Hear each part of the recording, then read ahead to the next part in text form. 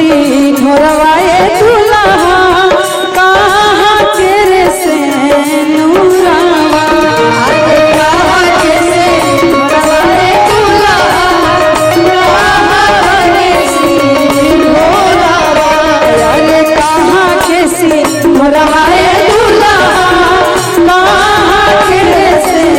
नूरावा अरे कहाँ के चारों दूल्हा में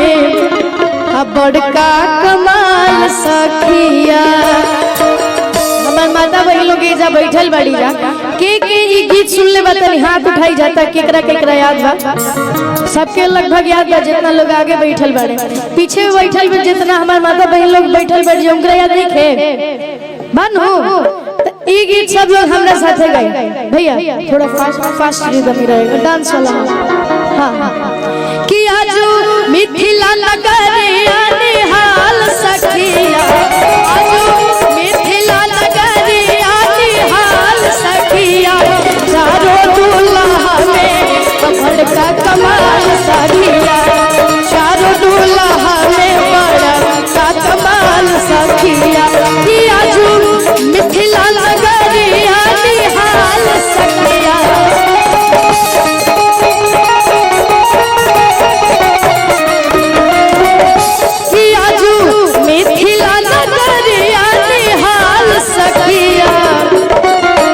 लेकिन ऐसे ना सब लोग तो अपन दोनों हाथ के उठाई जा ताली बजाई जा अच्छा रो दूल्हा में बड़का कमाल सखिया चारों दूल्हा में बड़का कमाल सखिया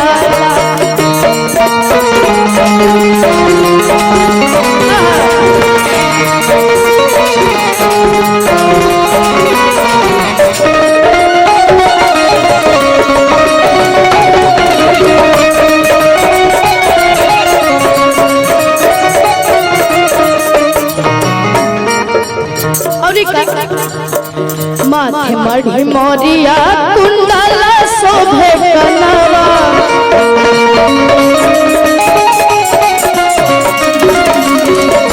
सरकारी कजरा रे चूल्हा में नयनवा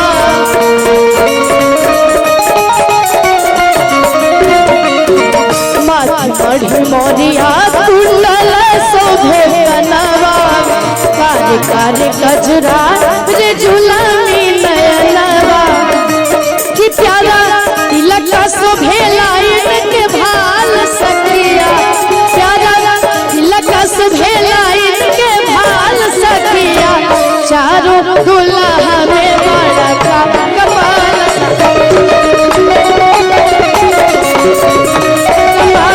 सखिया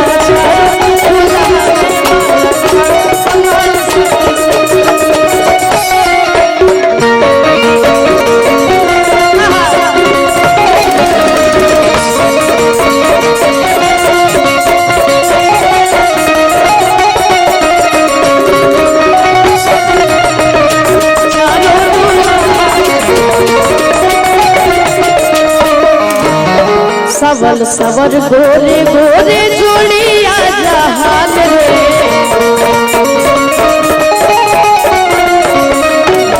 आँखियों न देखनी हंसना निहाल है सवल सवल गोरे गोरे जोड़िया जहान रे आँखियों न देखनी हंसना निहाल है और आज जितना भी लोग के विवाह होता सब जोड़ी खाती एक लाइन कि जुगा जुगा जोड़ी जी बेमिसाल सखिया जुगा जोड़ी जी बेमिसाल लेकिन ऐसे ना हम चाहता नहीं जितना भी हमारे माता बहन लोग बैठल बड़ी जा 2-2 मिनट खाती ना खाली आप लोग 1 मिनट खाती जितना भी लोग ऐसा बैठल बनी 2-2 मिनट खाती आप सब लोग खड़ा हो जाए जितना भी लोग बैठल बड़े हमारे भैया लोग चाचा लोग काकी लोग सब लोग खाली खाली 2-2 मिनट खाते अच्छा रास्ता है ना इधर जाने का इधर जाने का रास्ता है ना आइए तो कि झुका झुका झुका हाँ कि झुका जुग जोड़ी जिए बेमिसाल सखिया, जुग जुग जोड़ी जिए बेमिसाल सखिया,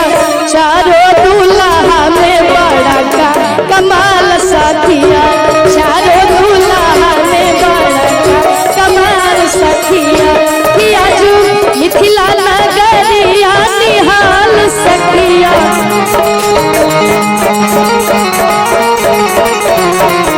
कि आजू मिथिला नगरिया निहाल सखिया, अरे निहाल सखिया।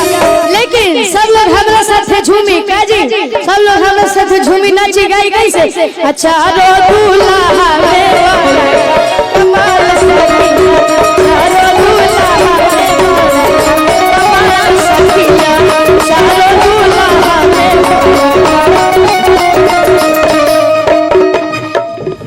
करीना दीदी, सविता दीदी इतना बढ़िया बढ़िया माने गावे ली जानू माने पारंपरिक गीत, कि हम तो उनका उन लोग के सामने कुछ नहीं किए, लेकिन एगो हम सुनले बानी कि धीरे धीरे हो भासुर, अरे धीरे धीरे हमारा अंगना में आई है भासुर, धीरे धीरे। ठीक है जी, आगे के बाद कि धीरे धीरे हो भासुर, धीरे धीरे, धीरे धीरे हो भासुर, धीरे धीरे। ए भासुर ऐसे ना, तनी सब लोग अपन हाथ उठाई जा, सब लोग जितना भी हमारे माता बहन है ना, सब ये ताली बजाई जा, हमारा अंगना में आई है भासुर, धीरे धीरे, हमारा अंगना में आई है भासुर, धीरे धीरे, हमारा अंगना में आई है भासुर, धीरे धीरे। बैठ जाइए जा सब लोग आराम से, धीरे धीरे हो भासुर, धीरे धीरे, बैठ जाइए, धीरे धीरे हो भासुर, धीरे धीरे, हमारा अंगना में आई है भासुर, धीरे धीरे, हमारा अंगना में आई है भासुर, धीरे धीरे, हमारा अंगना में।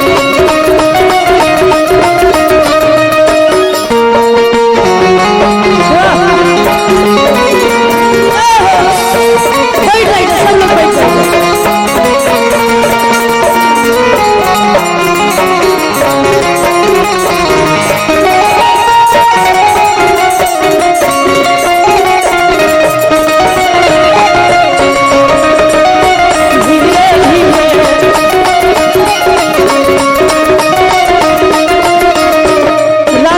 राजू अंकल कहाँ है?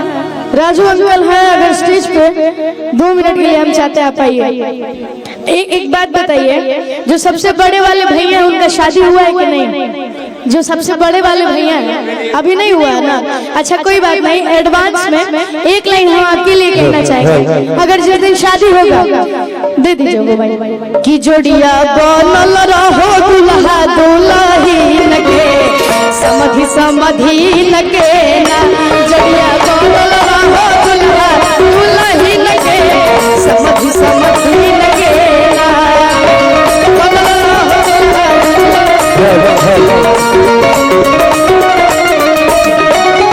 समधि समधि के हो दुल्हा दुल्हन के, समधि समधि के हो दुल्हा दुल्हन के, जोड़िया जोड़िया बनल रहो दुल्हा दुल्हन के, समधि समधि के, जोड़िया बनल रहो दुल्हा दुल्हन के। आखिरकार जब बड़े भैया की शादी होगी तो गुरुजी तो रहेंगे क्या? गुरुजी तो एकदम रहेंगे, क्योंकि उन्होंने हमें यहाँ पे बुलाया है, तो आप भी तो समझी ही रहेंगे ये भी क्या? समधि समधि के हो दुल्हा दुल्हन के, समधि समधि के हो दुल्हा दुल्हन के। और एक बार हम साथ ही जितने भी जोड़े हैं राजू अंकल हमारे गुरु जी के लिए, महाराज जी के लिए, एक बार सब लोग इनके लिए ताली बजाए, क्योंकि आज इतनी प्यारी व्यवस्था हुई है, इतने लोग की शादी हो रही। आज एक शादी कराने वाले लोगों का हालत खराब हो जा रहा है, लेकिन आज आप इतने लोगों की शादी करवा रहे हैं, इसके लिए बहुत बहुत शुक्रिया। और जितना आप लोग के लिए कहे महाराज जी आपके लिए, राजू अंकल आपके लिए उतना। जोड़िया बनल रहो दुल्हा दुल्हन के, समधि समधि के,